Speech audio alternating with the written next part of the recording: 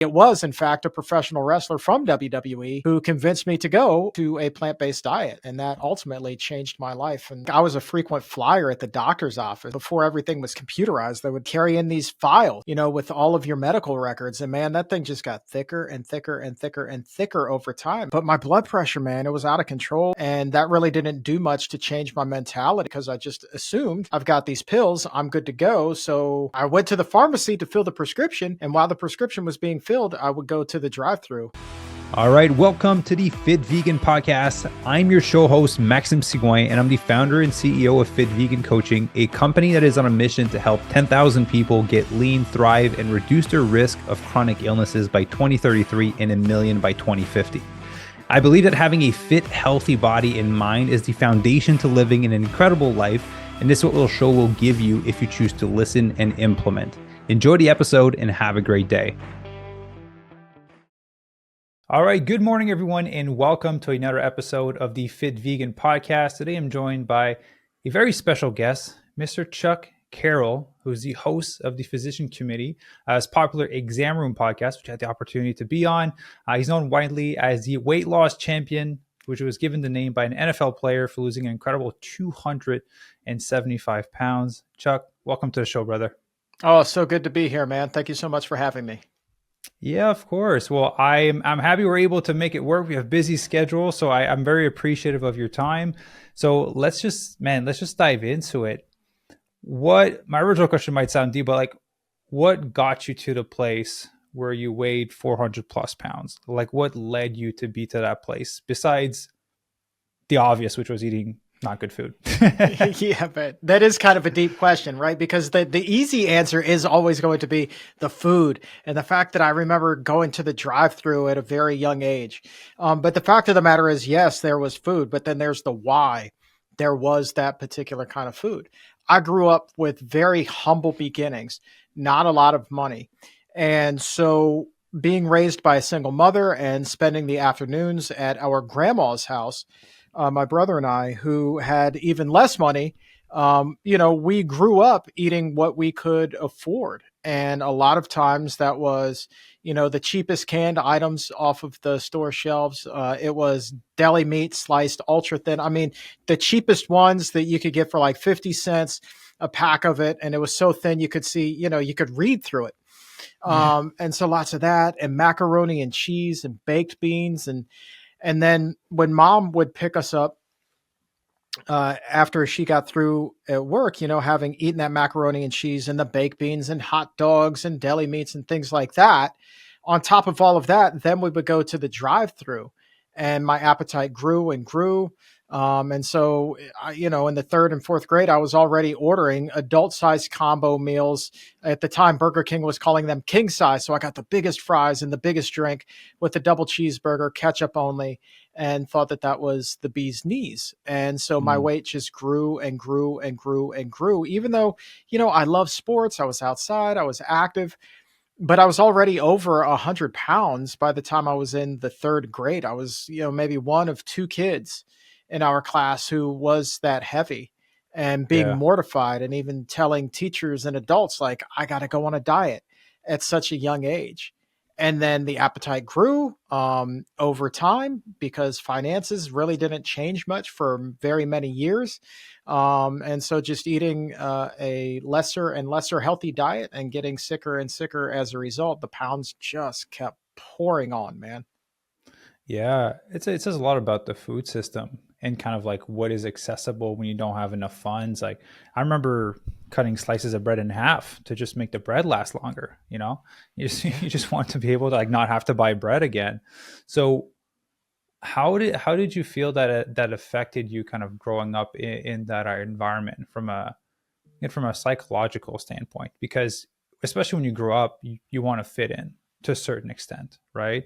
And how was that for you to trying to fit in, but kind of also experience this change in your body, I think earlier on than most people would? I was embarrassed. I was mortified, but at the same time, I kind of just leaned into it. I remember growing up a huge baseball fan. Excuse me, man, my daggone wedding ring just popped off. Man, that would have been a bad day. So, and I guess, I'm 30 pounds lighter now than when I got married. So I guess it's time to get it resized. Yeah. Anyway, congratulations, by the way. Thank you. So yeah, anyway, I remember just kind of leaning into the I'm a bigger guy persona. And Mm, my first love in sports was baseball. And there was a bigger baseball player by the name of Cecil Fielder. And his son also played in the majors years later. But he was a big guy. And I remember, just thinking like, I'm going to be the Cecil Fielder of our team. And I remember being in high school and considering going out and playing baseball. And, the catcher, who was a friend of mine, said, "Yeah, you'll be our Cecil Fielder." And I was like, "Yeah, I'll be your Cecil Fielder. That will be awesome." And then embracing the nickname that I was given by other classmates, Heavy C. And then, when I got into professional wrestling, going under the moniker of Pound Sterling for a little while. it's a great And name. just, yeah, and thank you. And then, and then even as I got older and got into my professional broadcast career as well, working at a radio station, WBIG were the call letters in Washington, D.C., and being Big Chuck. And so I kind of tricked myself and tried to trick others into believing that I needed to be that guy in order Mm, to succeed. And so that took a lot of the pressure off of me, at least subconsciously anyway, to make the changes that I so desperately needed to make for my health and, my self esteem, which I didn't really recognize to the full extent how much that was suffering at the time as well. But I think for myself and a lot of people who are in that super overweight category, that is, you do take that Chris Farley type approach where you're the biggest person in the room with the biggest personality. And that way yeah. people will see past your big size and they just want to be around you because you're so damn lovable. Yeah. That's actually one thing I was going to ask is like, you basically tricked yourself into this new identity to justify that, like, this is who I am and I don't need to change anything because it's all perfect the way that it is right now. So, when did that shift in identity start to happen? Because I'm going to assume that subconsciously, like you mentioned, it was you knew what you were doing, but it just, I guess, felt so good and it was just so much easier to kind of lean into it and to kind of make the changes. So when did that shift in identity kind of start to take place? It was gradual and over time. I mean, I always tried to diet and I would lose weight and put it back on. I was just like everybody else, lose weight, put it back on, and then some, lose weight, put it back on, and then some. And I always felt really good when I would lose weight, and the compliments were always fantastic. Yeah. But it would never stick. And so the health challenges just compounded as I got older. Now, mind you, I was really facing some pretty significant health challenges at an early age. Like I was missing very, very, very large chunks of school at a time. We're talking weeks, sometimes months at a clip through a combination of chronic illness and then chronic depression set in as well. My mental health was really tanking. And so I remember like I was a frequent flyer at the doctor's office, and before everything was computerized, they would, carry in these files, with all of your medical records. And man, that thing just got thicker and thicker and thicker and thicker over time. And they had this sheet of paper where they would just check off what that day's diagnosis was. And I always thought it would be like a game. Can I get every diagnosis that's on that sheet humanly possible? But my blood pressure, man, it was out of control. Like sophomore, freshman, even in high school, it was like 180, 190 over 100 or 110. And they put me on beta blockers. And that really didn't do much to change my mentality in terms of needing to eat healthier because I just assumed I've got these pills, I'm good to go. So I went to the pharmacy to fill the prescription. And while the Yeah. prescription was being filled, I would go to the drive through and then back, to get up the pills that would bring the blood pressure back down. It's crazy, Yeah. man. Yeah. So you'll consume the poison before, well, the medicine, which still be poison to a certain extent, but obviously would fulfill the bad habit. So, did you have any siblings growing up? Yeah, one brother, older brother, Richard, a couple years older than I am. And did he kind of go through a similar journey as you throughout, as you kind of, because usually if our family, we were into fitness. So undoubtedly our whole family kind of fell into fitness. I have friends that their family tend to be a little bit more overweight, and then kind of everyone in the family ended up heading in that direction. Like, did your brother kind of end up in the same path as you, and kind of how was that like to kind of navigate that?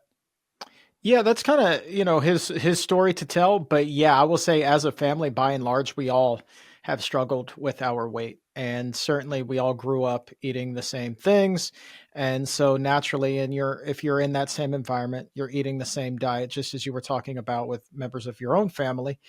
You can go one route or the other. If everybody's fit, or if the leaders are fit, then odds are everybody else in that family is going to be fit as well. And so for us, unfortunately, the opposite was true, where everybody was eating an unhealthy diet, not really active, and so the weight would come on. And so um, we all kind of went up and down the scale at times, but by far and away, I had the most severe struggle. Like it wasn't even close.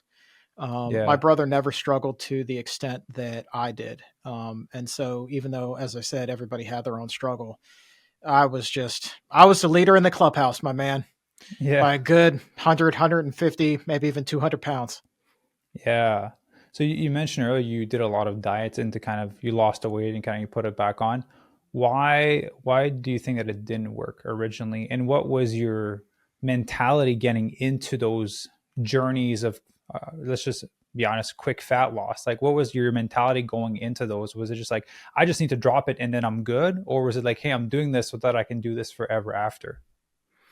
Drop it and I'm good. There was no long term. It was just get the weight off as quickly as possible. And I don't think that keeping the weight off long term was anything that really entered my mind until years later. I don't think the majority of people actually look at it that way. It's just lose weight, lose weight, lose weight. I think that's why when you see online or in the reels or the TikToks or whatever, like you look at these things and it's just, so and so lost 100 pounds. And Yeah. it's all a very recent weight loss story. Very rarely do you hear the stories of so and so lost it and has kept it off for 10 years, 15 years, 20 years, right? Those Yeah. stories are few and far between, not just because of the fact that, when you look at the diet, you have to analyze, is this attainable long term? It's just clearly we have blinders on to it. We have a Yeah. goal set in our mind to lose this amount of weight by this specific day for this specific reason. It could be, if you're a woman, fitting into a dress for a special occasion. That's Yeah. wonderful, right? But as soon as that day passes, you've achieved your goal. What do? You reward yourself with Yeah. the very foods that you have been avoiding. And for me, that's when food addiction enters into the conversation. And I think that for a lot of us, that's a real slippery slope as well, and not anything that we view um, consciously at all. I don't think a lot of people realize that, a donut can be as addictive as cocaine. You know what I mean? But when we Yeah. look at food in those terms, that will completely turn the tables on how you're looking at both short and long term diets. Yeah, let's talk about food addiction. But you mentioned something interesting. There's that reward pattern when something exciting happens. It's a wedding, it's a birthday celebration, you got a promotion at work, whatever. The reward is always to go towards an unhealthy behavior. Let's go drink, let's go eat junk food, let's go order pizza. There's never of like, hey, let's just go for a hike and have a green juice after. It's always like going for some of those processed food. Did did that play kind of a role in your journey? Did you kind of notice that that was a pattern? It was like, hey, we did good. We lost 10 pounds. Let's go reward ourselves. Or there's this beautiful thing that happened in my life. Let's just go to McDonald's and order a burger.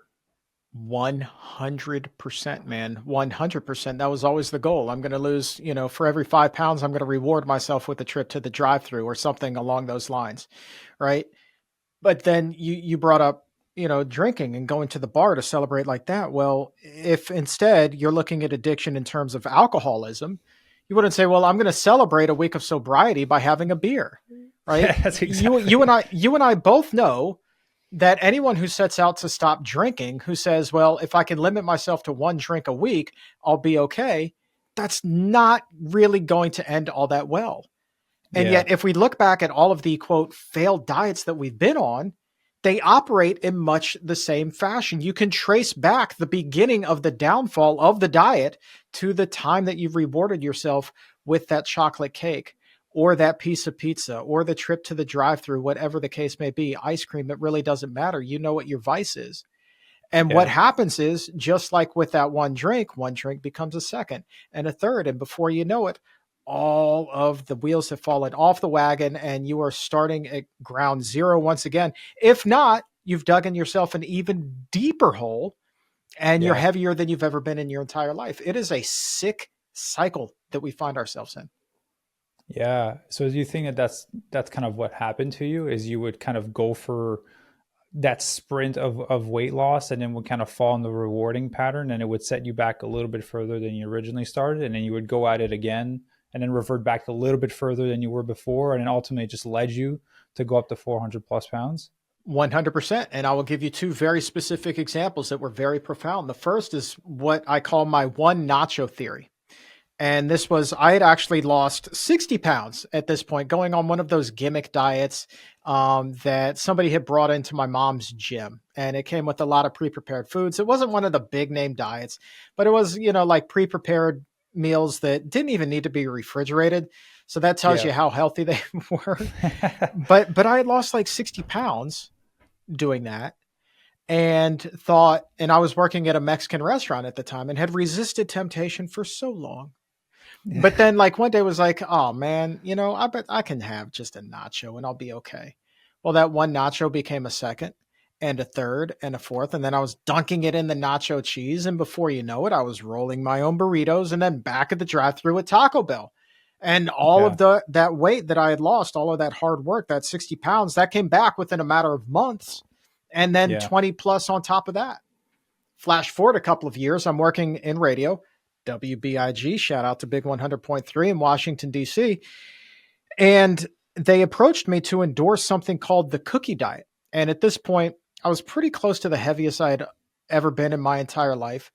And the cookie diet is you eat a cookie for breakfast, you drink a lot of water with it. It's supposed to fill you up and hold you over to lunch. Same deal at lunch. Eat the cookie, drink a lot of water, hold you over to dinner. And at dinner, you eat something what they call a sensible dinner. And they never tell you what that really means. Just make sure that there are vegetables on your plate.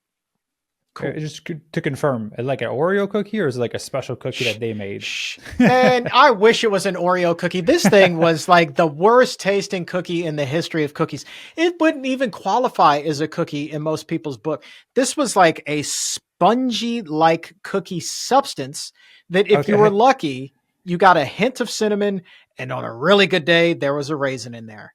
Other than Okay. that, this cookie tasted like poo.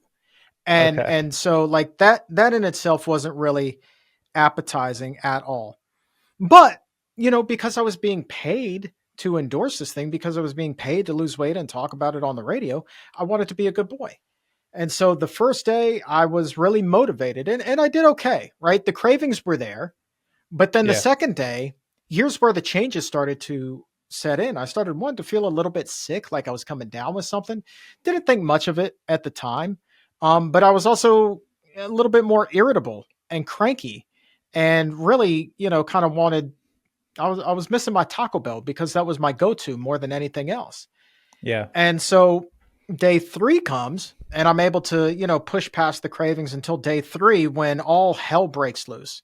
And my brain just like freaks out because I have not had Taco Bell. Literally, my only thought that day was Taco Bell and getting my daily fix. And I had been on a first name basis with the people at the drive through.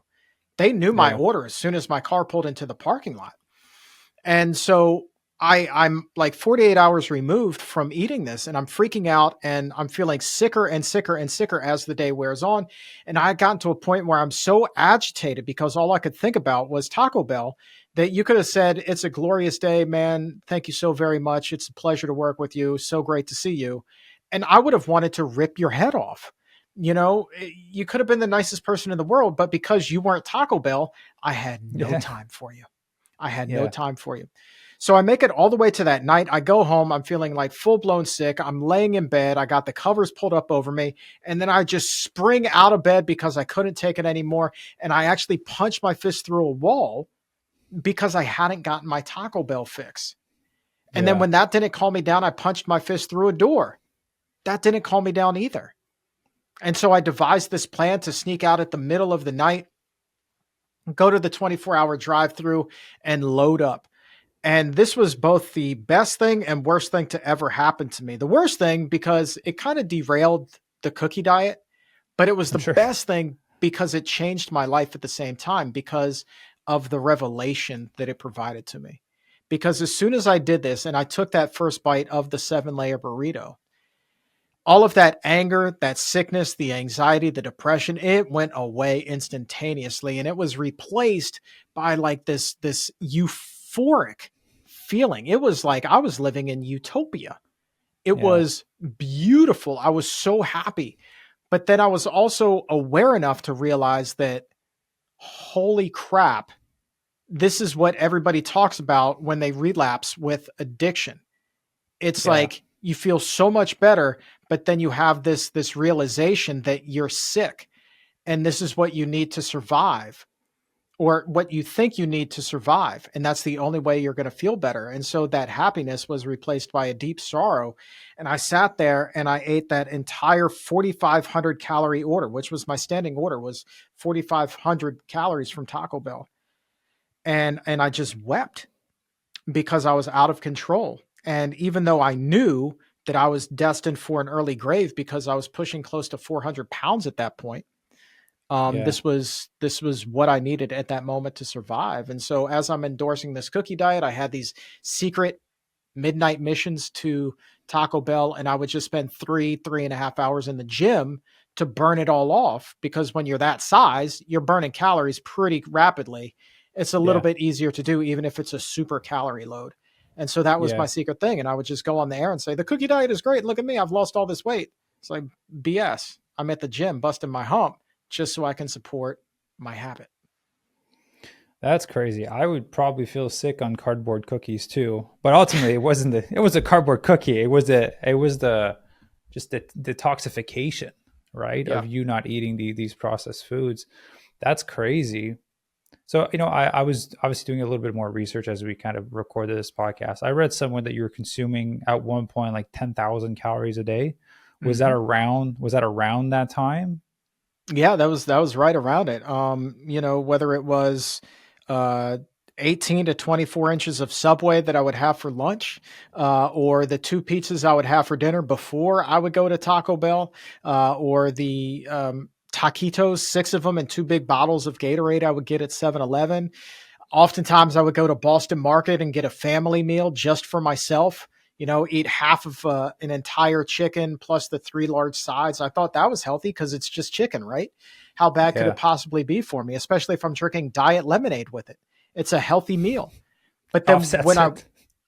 yeah, dude, the psychology of somebody who's wrapped up into food addiction is amazing. It is Yeah. amazing. I wish I could go back in time and have a conversation with myself. Um, Yeah. but yeah, man, and so I never looked at my caloric or fat intake at that time. I certainly wasn't using anything like Chronometer at Yeah. that point in my life. And so when I actually went back after the fact and tallied everything up and saw that it was like 10,000 calories, I was like, holy crap. No Yeah. wonder I couldn't walk more than 10 feet without feeling like I was going to have a heart attack. And that's a legitimate thing. Like I was Yeah. becoming immobile because my heart felt like it was going to give out, but I couldn't help Yeah. myself. Which it's in, not to put a positive twist on it, but it's impressive because I'm sure you saw on YouTube people trying to do a 10,000 calorie day as a challenge, and a lot of time fail at it because it's just so much food that you can consume. So your stomach definitely got used to kind of the quantity and the volume of food that you were eating. So odd question, was there any vegetables in there, or was it just like you were eating some from time to time, or there's just like no conscious awareness of like fruits or veggies at the time? Because I know Taco Bell's have like, behind like the iceberg lettuce that's probably in a burrito or something, I think that's pretty much it. Well, don't forget the tomatoes that they put in there too. Yes. But yeah, not really on my radar except for the toppings if I were to go to Subway on the sub. Yeah. Okay. But they were not the foremost thought at all. Um, But I will say I made a conscious effort to always get the cream spinach as well, Okay. at Boston Market. So maybe there was that, but nothing like I was eating today. I mean, thinking back Yeah. as a kid, my mom would try every now and again, but it just wasn't happening. You got to remember, like growing up for me, the idea of a vegetable was like baked beans out of a can with a lot of Yeah. sugar and little chunks of pork fat in there. So Yeah. that was a vegetable, my friend. Yeah. It's crazy. Like you mentioned, a self justification process as you're kind of eating these foods. I had someone tell me they're eating spinach chips, but I'm like, they're just chips with like a bit of spinach powder in there. Like it's not spinach as a whole, it's a chip with some Yep. spinach in there. Yep. So, do you remember, like, was there any milestones as you were kind of putting on weight that you're like, man, life is different now at this weight? And then was there another milestone you're like, man, life is now this changes at this weight? Was there like any of those moments where you just consciously were made aware of like, oh shit, I can't do this anymore, or oh, those things that I really like to do, I can't do? Yeah. I remember in high school. That's a great question. Nobody's ever asked me that. That is a good question, my friend. Um, Thank you. in high school, we took a senior class trip to Universal Studios in Orlando, Florida, which, for any high school out there, unless you have a marching band that is performing in a parade, I will tell you it is a horrible idea to let the students run free in an Yeah. amusement park. But that's a podcast for another day. Anyway, my friends and I decided to go on the Incredible Hulk roller coaster, and we all loaded in. I couldn't lower the seat uh, Mm, to fit me properly, and I had to get up and then actually go and sit in another roller coaster seat that was like 4 rows in front, that was specifically designed for larger people, or others who needed a little extra room because they were well endowed in the chest. Literally, it said that on the sign. mm. And so that was mortifying, to hold up an entire production for hundreds of people because of my size, just so we could go. And I remember, like, my first thought was, I'm so embarrassed. I was like, just send the ride and I'll hold on for dear life. I don't want to be singled out here because of my Yeah. size. Of course, that would have resulted in death and disaster. So I'm glad that they actually made me switch seats, but that was mortifying, man. That was Yeah. mortifying. And And that how old was were you at that time? 16, maybe 17.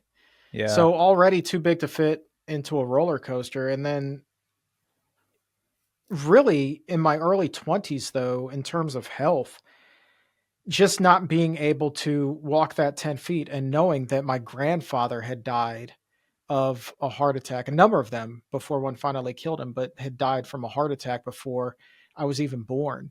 And my other grandfather on my mother's side, who had had quadruple bypass after having a number of heart attacks, and my own father, who had had heart troubles.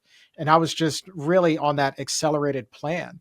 I knew exactly what was happening with this chest pain Yeah. and inability to breathe, and being that heavy, at only 5'5" and 420 pounds, a 66-inch waist. Like, of course, you're like super morbidly obese. My BMI was close to 70, and Yeah. I was gonna die, man. And so, like, that puts the fright into you. Not being able to fit onto an airline seat. Actually, yeah, that's another similar story, man. Just like praying leading up to the day. I hadn't flown in many years, since I was a little kid, and then knowing how small these airplane seats could be, just praying that I would fit into it. Clearly, that was not in God's plans that day. So having to get up from that seat and then ask for a seatbelt extender so we could take off, but then, like, seeing the eyes of judgment cast upon you with every road that you would pass, and people also talking to God, but thanking him because this big guy wasn't sitting next to them for this entire flight, spilling over into their seat. Like, that's embarrassing, and like, it just takes a toll on you, man. It mentally, physically, every way possible, and you just get worn down over the years. And I don't think there's ever this one incident in particular for most people that's like, that's it. That's the straw that broke the camel's back. No, it's Yes. like, it's just, you can't take the shit anymore. Excuse my language. Yeah, that's all right. I swear all the time on a podcast. That's okay. But yeah, so I guess that accumulation over the years, and I guess you don't. I've never experienced that level. I think the highest I went was 240 pounds, which is like 60 plus than I am now. But yeah, you just don't think that these things would be something that you would have to worry about when Yeah. you book a flight or when you go to go to a roller coaster, you go on trip with friends. Was there like, how can I say this? How was it with your mom, kind of as you were going through that, and as you started to kind of transform positively? Like, we didn't dive into that side yet of like you going plant based and all that. Like, but how was it with kind of your mom and your family as you were nearing up to that 400 plus pounds, and that you're like, I need to change something? Because people think that it's just me, but a lot of times the people that we love around us that are affected by that. It's funny. I'm sure that there was a great deal of concern, but the biggest concern that I recall getting was actually from friends and not family, and that came after the cookie diet failed. Once the endorsement Mm, stopped, I, couldn't care less about going to the gym or eating those cookies. So the normal menu came back. I wasn't burning any calories at the gym, so the weight just flew right back on. They became so concerned for me. They tried to organize an intervention, mm, and I got wind of it ahead of time, wanted nothing to do with it, read this guy the riot act who was organizing it, who, by the way, I owe virtually my entire radio career to, behind the mic, because he gave me my big break, and cut him out of my life for a number of years, along with some other friends, because they were still trying to stand in the way of me and the thing that at that point in my life I cared the most about, and that was still Taco Bell. And so, who were they to tell me that I can't have what is most important to me? And I wasn't ready to change. So the biggest yeah. level of concern came from outside the family, but that's not to say that there wasn't concern there. I mean, mom, obviously, growing up, took me to the doctors more times than I can remember, man. Yeah. Yeah, I'm sure. And especially you get to a point where you feel like it's more sensitive. I feel like family members sometimes will say less because they just love you and they just want to kind of be there for you and not have to cause confrontation Yeah. sometimes. Yeah. So I'm ask this question again. You don't have to answer it. I'm just, like I mentioned before we started recording, and the people, for the people listening, like, it's one thing to talk about gaining the weight and kind of losing it. And everyone goes like, oh yeah, if you eat more junk food and you don't exercise, this will happen. But there's I want people to understand like the pain and the challenges that happen when you go through this process. So hopefully it clicks in someone's brain that's on the way to there. If we can stop them 3/4 of the way, halfway through, or a quarter of the way, to be like, no, I need to change something. So for me, at least when I had bad relationship with food and I was binge eating, there was a form of escapism from there. So for you, yes, there's food addiction, but was there an aspect of escapism to the food, and what were you potentially running away from? Or again, or maybe it's not a part of the story, but I'm just curious because that's what it was for me. I mean, of course, there's stuff there. I mean, being depressed for so long, being put on antidepressants in the sixth grade, there's always depression. So I was just trying to have a little slice of happiness where I could find it. And so I think, there was part of that there. Obviously, growing up in a single parent house, parents divorced when I was like little less than 2 years old. Why are my friends' parents married and mine aren't? I don't know. Why did grandma have to die, who was like the most influential person in my life, in terms of raising me and shaping me into become the person who I am today? There's a lot that goes into there. I mean, having a babysitter, an incident that was less than pleasant, where they got extremely inappropriate. And I didn't realize until I was much older, how heavy of a toll that actually took on me. I guess I kind of suppressed it, and maybe that will have factored into it. But, you know, by and large, like, I don't like to blame emotions and escapism too much for anything, because I do believe, and this is an ultra simplistic view, but I do believe that if you're conscious of the decision that you're making and the potential ramifications, you're smart enough to know that there is the possibility for change. And so Yeah. it's just a matter of reaching whatever rock bottom might be for you, and then using that rock bottom not just to sink and stay, but then to catapult, to launch, to, just spring out of there into a new and healthier life. And so when you reach that rock bottom, You just kind of recognize it and you catapult forward. And so, yeah, long answer to a short question. There probably was a sense of escapism. But I think that the more important thing is not to settle into a woe is me thing, because if you had something traumatic happen to you, like the babysitter incident, or painful separations, or whatever the case may be, that wasn't entirely your fault.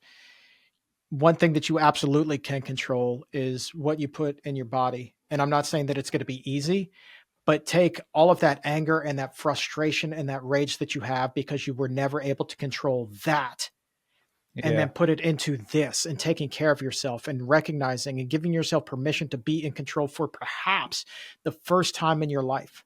And you seize that control and you put all of your effort and energy into that. That is your sole focus. And that's when amazing things can happen. That's when amazing things can happen. So if you recognize that you're hurting, you're smart enough to know that you can change and fix the situation no matter how much. And I will tell you flat out, it will suck and it will be painful at first to make those changes. But when you break through and you prove to yourself how powerful you can actually be, brother, you got a sweet life ahead of you at that point. Yeah. It sounds like it sounds like this new belief was constructed as you were conquering the weight or after you conquered the weight. Was this belief that you had that if you're aware enough to notice the bad pattern, ultimately that you have the power to change it, was that there before, or was that there were you did you construct that as you became the new Chuck Carroll?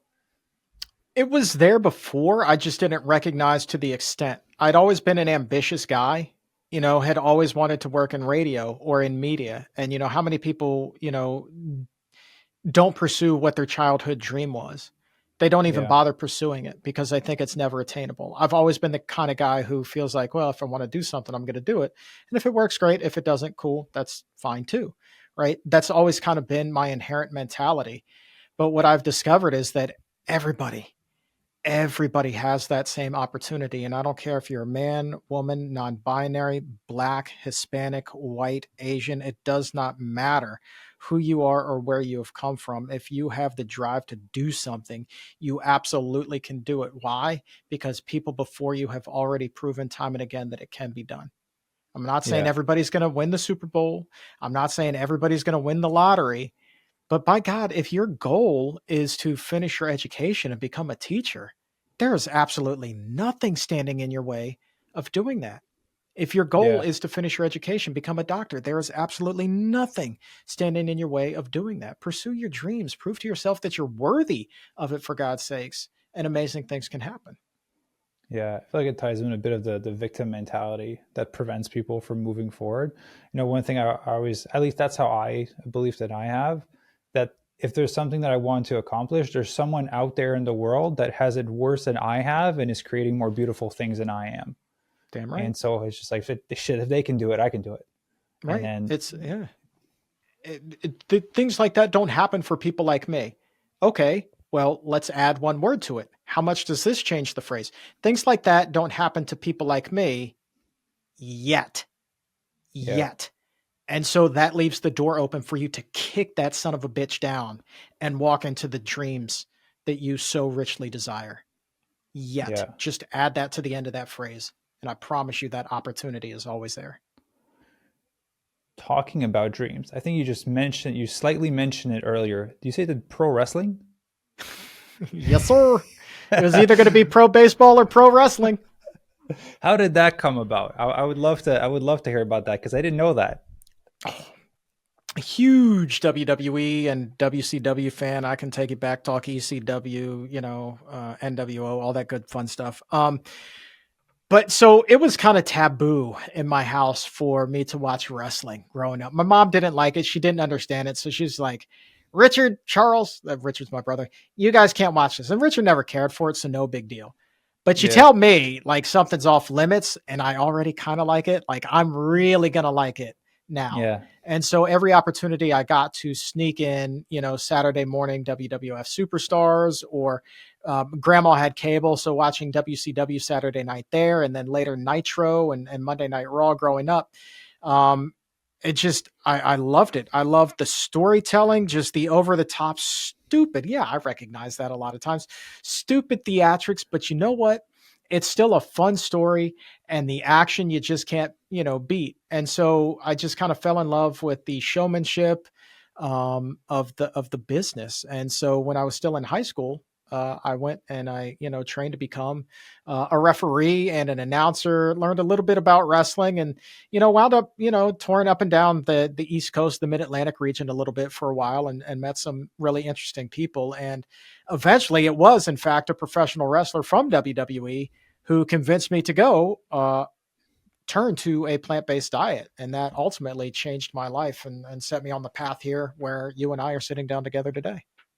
Yeah, beautiful. Well, first of all, I didn't know you did that. That's awesome. Just sounds like a great life experience to have. It seems like you pursued the things that you wanted, which a lot of people don't do. So, yeah, let's talk about that transition to plant-based eating. Did it come before I'm gonna say your last successful transformation that got you to kind of where you are? Was it a part of the process? Did it happen before you started that process? Where did it kind of fall? So it actually came after I had bariatric surgery, and I had the bariatric surgery as a last ditch effort to, at the time, I thought save my life. Yeah, 27 years old. This literally came just days after my 27th birthday. I had the surgery because at that point my health was the worst it had ever been.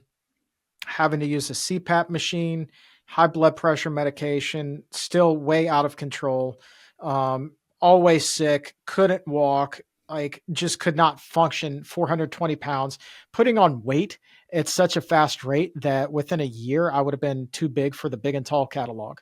Right. yeah, And so, like, that's a scary proposition to be. One, you're going to be housebound, but even if you are, you're going to be dead in a couple of years anyway. And so I didn't want that. Like there were still a lot of things that I wanted to do. I still had a lot of ambition, and I wasn't going to be able to accomplish that if I was going to be dead by the time I was 30. So I go through with the weight loss surgery thinking that, okay, well, most people who get this have success for a year, year and a half, 2 years tops, and then they start to put the weight back on. Um, be, and I thought, well, this will buy me time until I'm 40, and at least at that point, I can say I went to my grave having tried everything.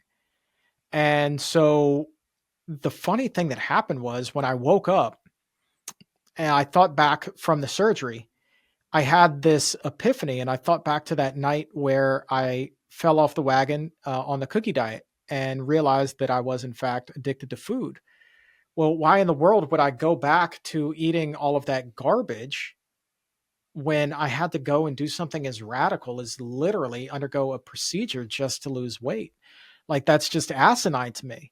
And so yeah. the golden arches lost all of their shine, full of tarnish to me at that point. Taco Bell was, went from being my best friend to my mortal enemy.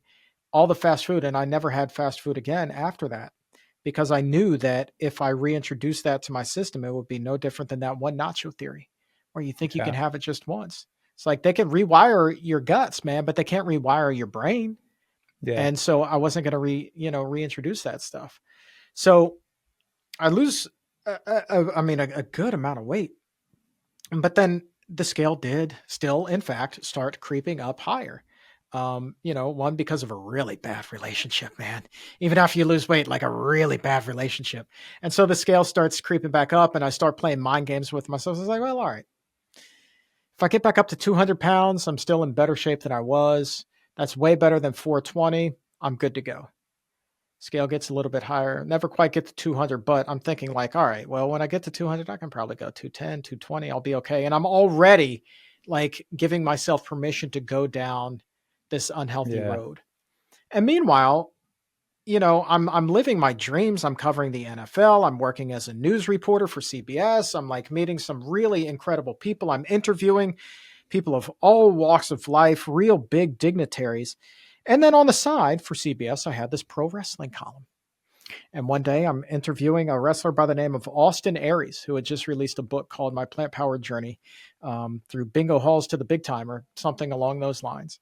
And he's like, Chuck, I know that you're a big weight loss guy and you should really look into a plant based diet. I was like, Huh. All right. Well, let me take a look at this. And I did. And the more I investigated, the more I watched, the more I read, the more I realized, like, holy Nikes, this isn't just going to solve my weight loss problem.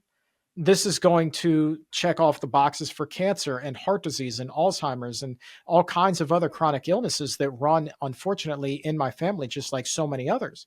And what was a weight loss journey suddenly became just an overall health journey to see how far I could take this thing. And so without that interview with Austin that one day, I don't know what in the world would have happened, but you and I wouldn't be talking today. And I probably would have gotten back up to 240, 250. Who knows how high I Yeah. would have gone, maybe even back to the drive through at some point.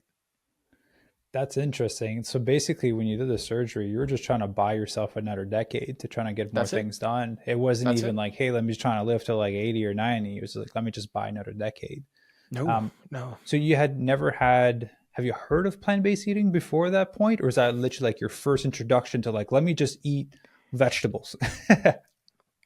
Dude, the only thing I knew about vegans at that point was that they were hippies. And that was Okay. all I knew. It was like vegans are all hippies. They all hug trees and all they do is eat salad and, do wheatgrass shots.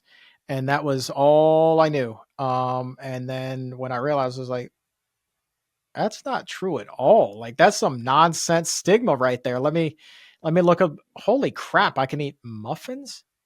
I can eat Yeah. cereal. Like growing up in the South, I loved grits. Grits, obviously vegan. Like you just don't Yeah. cook them with milk. Like I can do all that. And oh, wow, you can do vegan versions of this, vegan versions of that. And then like another step further, like whole food plant based and still nail the flavors of everything that you've always enjoyed your entire life. And make no mistake about it. My palate loves food as much at 140 pounds as it did at 420 pounds. The tongue is the same, my friend. All right. So I know good food when I taste it. And by God, Yeah. if somebody who has ever been over 400 pounds tells you something is going to taste good, listen to them. You will never find bigger credibility than a big person or a former big person telling you that something tastes good. You can take that to the bank all day, Jack. Yeah. So how many years ago was it that you made that transition? Gosh, so what are we on season 7 of the so yeah, we're like 8 years in now, and Okay. going strong and have no reservations about sticking with it for the rest of my life. The results obviously have just been extraordinary and fantastic, and to see the positivity in this community and to help others along the way as well have those same kinds of realizations, it just motivates me to keep going. And as you said, like there were no visions of living to be 80 or 90 previously, but now, like I want to hit 100. I want to be sitting out on my front porch holding my wife's hand, eating Yeah. pineapple or watermelon on a warm summer's night, watching the sunset. That's what Yeah. I want. That's what I want. And it seems realistic now to me as opposed to 40 and then check out. Yeah. Or just the hope that you can add another decade at that point. That's it, man.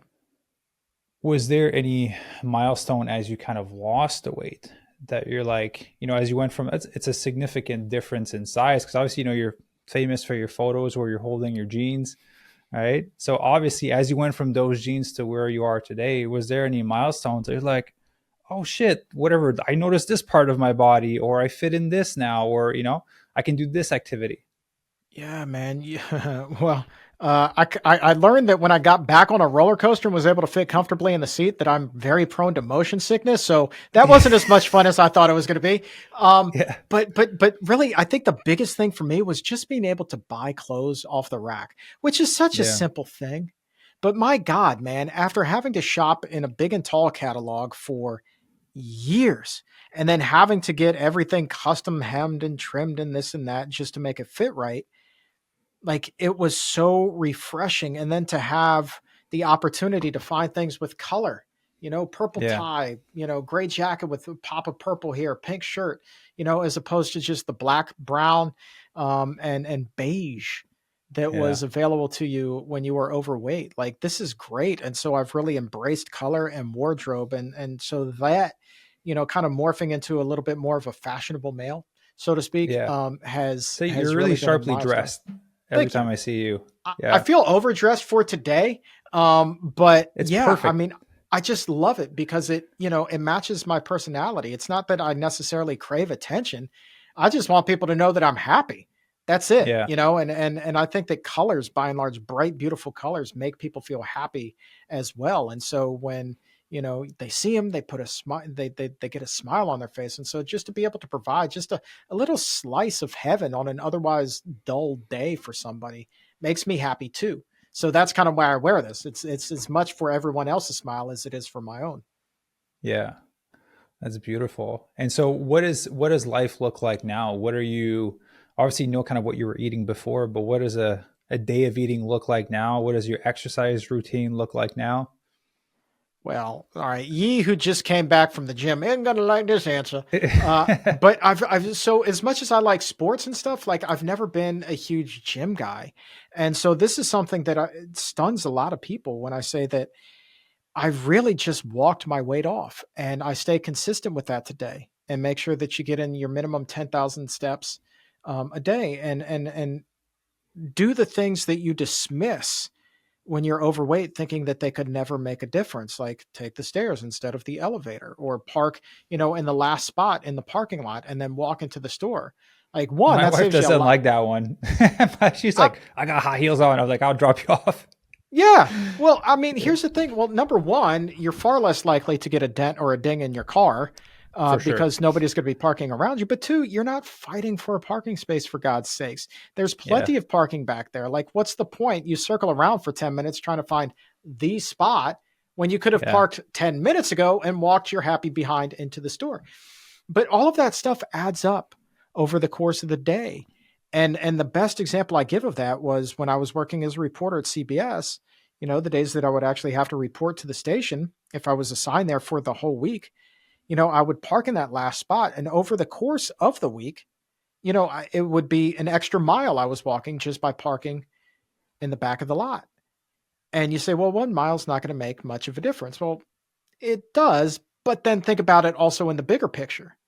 If you do that every week, say, you use all of your time off. So say you're in the office maybe 48 of the 52 weeks out of the year. That's 48 miles that you're walking that you otherwise wouldn't have, that takes little to no effort. And I don't Yeah. know anybody on the face of the earth who would say walking 48 miles isn't going to burn any calories or isn't good for me. Of Yeah. course it is. It's a tremendous feat. And then when you add on top of that, the stairs instead of the elevator, things like that, that all adds up in the same way, so that, you're giving your body the movement that it needs to be healthy without having to drag yourself to the gym at the end of the day if you're already tired. Now, if you're a gym guy, do you, but don't do something that you're not. That's like saying the only way to be healthy is to eat onions. Well, I don't like onions. So guess who doesn't eat onions? This guy right here. If somebody Yeah. told me that the only way to be plant based was to eat onions, I'd be at, Cracker Barrel pounding country fried steak right now. Yeah. But do what works for you. That's what works for me. So find what works for you and be honest with yourself about it. Yeah, and walking burns more calories than actually going to the gym, right? The gym, like an exercise training session, is only 5% of your total caloric burn for the day. Moving, walking, standing, kind of jittering around throughout the day is like 15 to 35% of your calories burned for the day. So it's a lot more than the gym. The gym is the smallest one. You burn more calories digesting food than you do during an actual workout session. So There you it's go. just, yeah, it's just there to to build muscle ultimately. So yeah. So in terms of like nutrition now, what does that look like? What was that? What was a breakfast and a lunch and a dinner before? And what is a breakfast, a lunch, and a dinner now? Big Chuck never ate breakfast, man. I was not a breakfast guy. I thought I would just save those calories. And so lunch would be, toward the end, it was usually the Boston market. So the half of the chicken with the 3 large sides and the diet lemonade. Then the 6 taquitos and 2 big bottles of Gatorade from 7-Eleven. Go home, order up 5 pizzas. We would get coupons in the mail. So it's like buy Yeah. four, get a fifth free. Always do that. Eat one and a half or two of those. And then a few hours later, go to Taco Bell.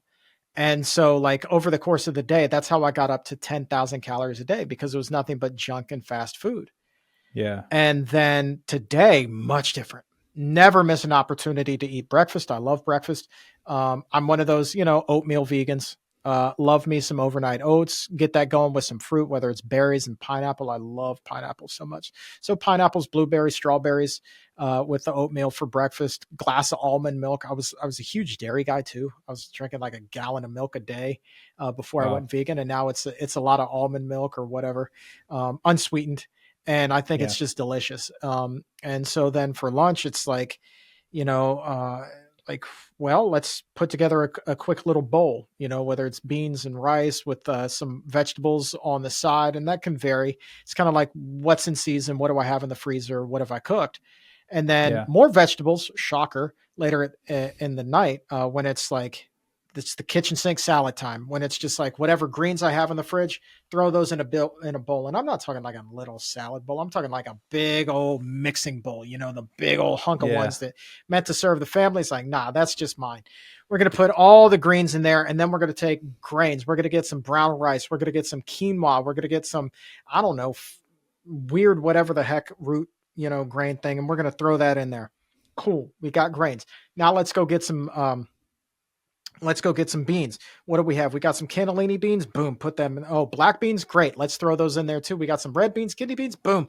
Let's throw those in there too. Boom. So now we got like a good amount of beans in there. And then it's like, all right, vegetables. Let's get some vegetables. What do we have roasted in there? Right. So it's like, maybe if I liked what I had for lunch, I'll throw some more in there. If I've got some others that I've already roasted, let's put those in there. Brussels sprouts, always going to be on there no matter what. Roasted Brussels sprouts in the air fryer, the greatest thing ever. Throw Yeah. those in there. And then instead of going for like a high calorie dressing, we can do like hummus in there. Or, a little pro tip, you can get a really tenderly cooked sweet potato and put that in there instead of like the roasted sweet potato chunks. Like if you've got a baked, really ultra tender potato, sweet potato, you put that in there. And then you kind of use that almost as your dressing to coat that.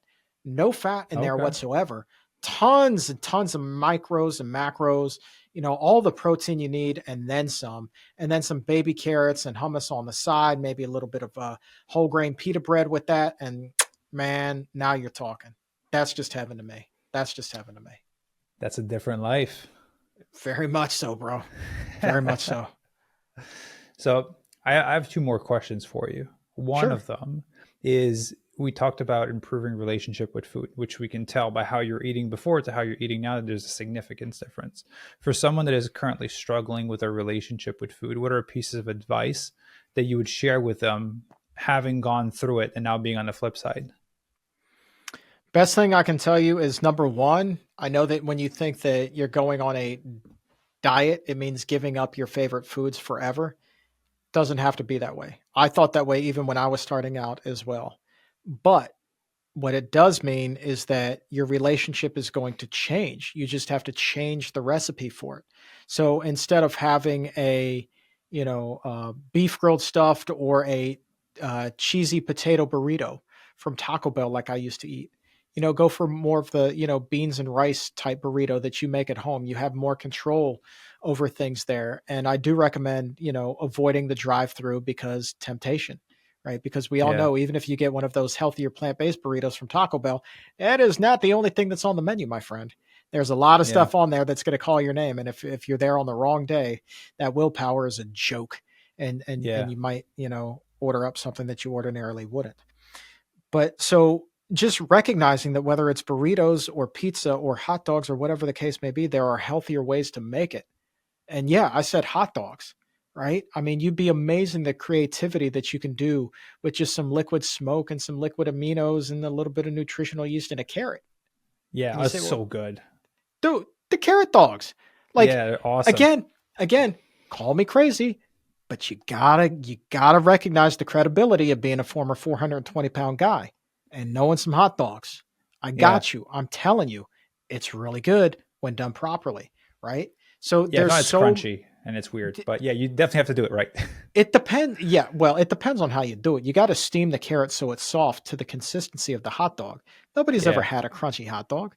Do it Yeah. upright. It's going to take some practice, but once you nail it, you're like, holy like this. That's a legit dog right there.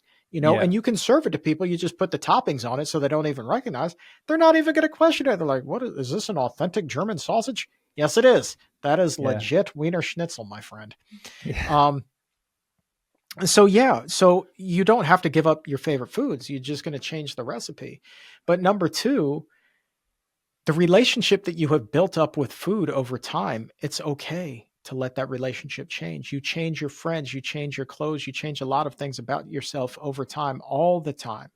And food can absolutely be the same. And I promise you, life goes on without the 7 layer burritos. Life goes on without the cheesy potato burritos or the beef grilled stuffed burritos or the 2 pizzas from Papa John's or the stuffed crust from Pizza Hut. Life goes on.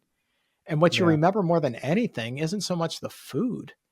A lot of it is the memories that come with that food. And so if it's a family recipe that you really liked, or, the family would always on Friday nights order pizza together and watch TV, it's that family time that you remember. It's not the pizza. And so once you recognize that, like that can make a profound difference too. And Yeah. then also if you'll indulge me, give me a second to talk just about cravings, because that's another part of this, especially as you're going through detoxes. The cravings will hit. I'm not telling you that they're not. Of course they are. Yeah. But what works for me to this day is the recognition that if you just give yourself permission in that time to be uncomfortable and not fight it and wonder what's wrong with me, why is this happening to me? And that in fact, the craving is perfectly normal and you're not a freak show. Somehow it makes the craving a little bit less intense and it knocks it down maybe 10, 15, 20, even as much as 30%. And so while the craving's still there, it's tolerable. So you Yeah. don't give in. And so I call that just accept the suck. Accept that for that time, your life is going to suck. But once you accept that, it's going to suck a little bit less. So give yourself permission in that time until the craving passes to be uncomfortable, and you're going to be okay. Guaranteed. Yeah, that's a beautiful piece of advice. I think it ties in with your cookie diet you mentioned earlier. When you start to like feel sick and you weren't feeling that great, if you don't know that it's happening for the sake that you are having cravings and you're addicted to food, you think that something's wrong with your body and you start to like genuinely be concerned. And then you're going to be able to self justify things even more because you're like, hey, like I think I'm actually sick and there's something wrong with me. And then you can like lean into the craving ultimately. So I think that's a beautiful thing.